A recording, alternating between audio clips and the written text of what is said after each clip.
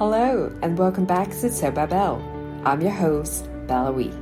In Season 2, we hope to explore the beauty of poetry and uncover the ways each poem resonates with our everyday lives. So I hope you're ready to listen with full attention, because attention reaps retention. As we continue to explore the Anthology of Poems for Year 6 pupils in local schools across Malaysia, we've prepared 2 poems for you today that capture the accents of childhood. One full of curiosity and the other full of rules. The first is Here is the Nose by Clyde Watson, a playful journey through a mischievous adventure. And the second is Don't by John Kitching, a list of rules every child can probably relate to. Both poems remind us of the fun and challenges that come with being young, and I think they offer a lot to reflect on. Let's start with Here is the Nose. Here is the Nose by Clyde Watson. Here is the nose that smells something sweet, and let the search for a bite to eat. Here are the feet that followed the nose around the kitchen on 10 tiptoes.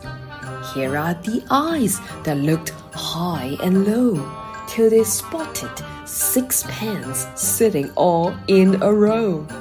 Here are the arms that reach up high to bring down a fresh-baked blueberry pie. Here is the mouth that opened up wide. Here are the hands that put pie inside. Here is the tongue that licked the tin and lapped up the juice running down the chin. Here is the stomach that growled for more. Here are the legs that ran for the door.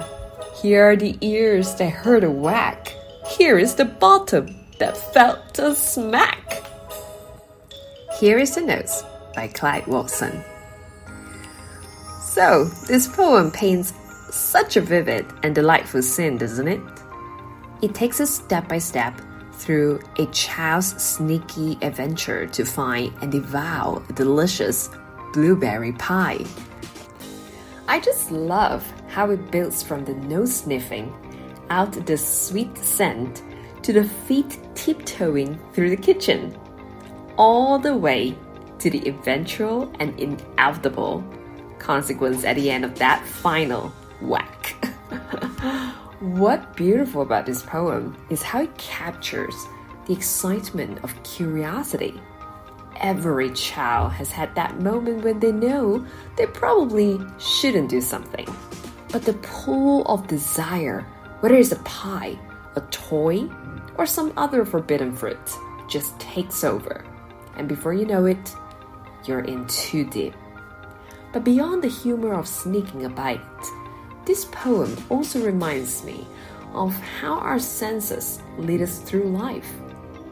Nose smells something sweet, and suddenly the whole body is engaged. The feet, the hands, the eyes, everything working together in pursuit of a goal. It's a wonderful metaphor for how curiosity can lead us on exciting journeys, even if they don't always end as we expect. The child in the poem isn't just looking for food.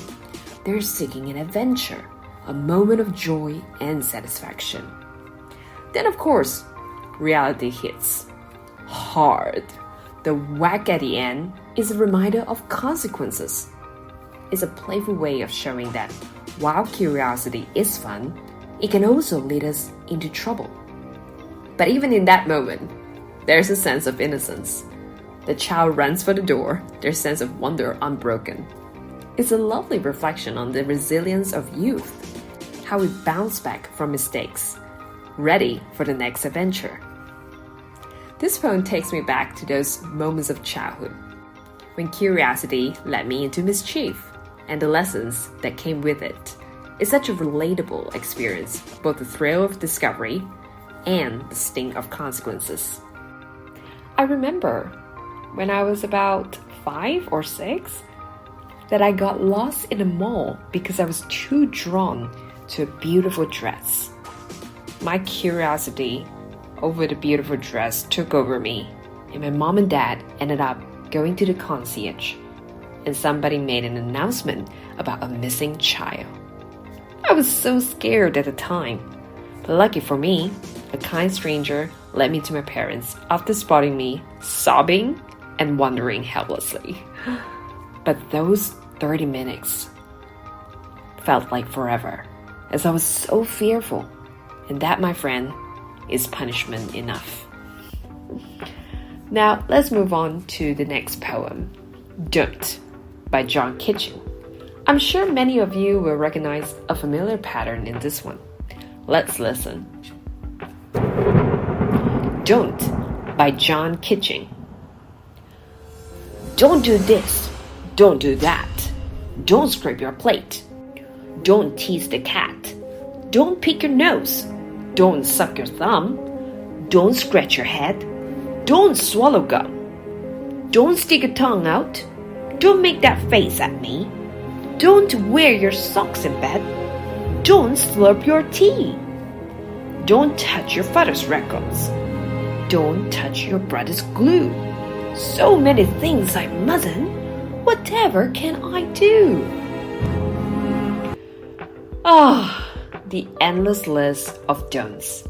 This poem perfectly captures that feeling of being a child and constantly hearing what you shouldn't do. Every child at some point has felt overwhelmed by rules. Don't do this, don't do that, until it feels like there's nothing left you're allowed to do. Kitching's poem reflects not just the experience of childhood, but also the confusion and frustration that comes with it. It's a funny but true depiction of how kids can be boxed in by all the restrictions, as if every action they take is being watched and judged. And yet, it ends with such a universal question: whatever can I do? I think there's a deeper message here about the balance we all try to find between freedom and boundaries. As children, we need rules to guide us, to teach us how to navigate the world safely. But from a child's perspective, it can sometimes feel like those rules are too limiting, like there's no room left for exploration or expression. That's part of growing up, learning how to operate within the boundaries while still finding ways to be yourself. This poem, in its lighthearted way, touches on something we all experience. Even as adults, we're constantly balancing what we want to do with what we should do or allowed to do. The challenge, of course, is finding that space in between, the space where we can be ourselves while respecting the world around us. For children, it's a constant push and pull between testing the limits and learning the rules. Don't tease the cat. Don't wear your socks in bed. These are the kind of rules that stick with us, that shape how we behave, even as we grow. But at the heart of this poem, I think there's a sense of playfulness, a child wondering, well, if I can't do all these things, what's left?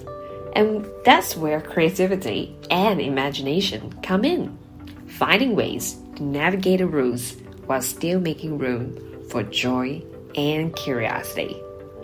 So, today's poems bring us two different but connected experiences of childhood.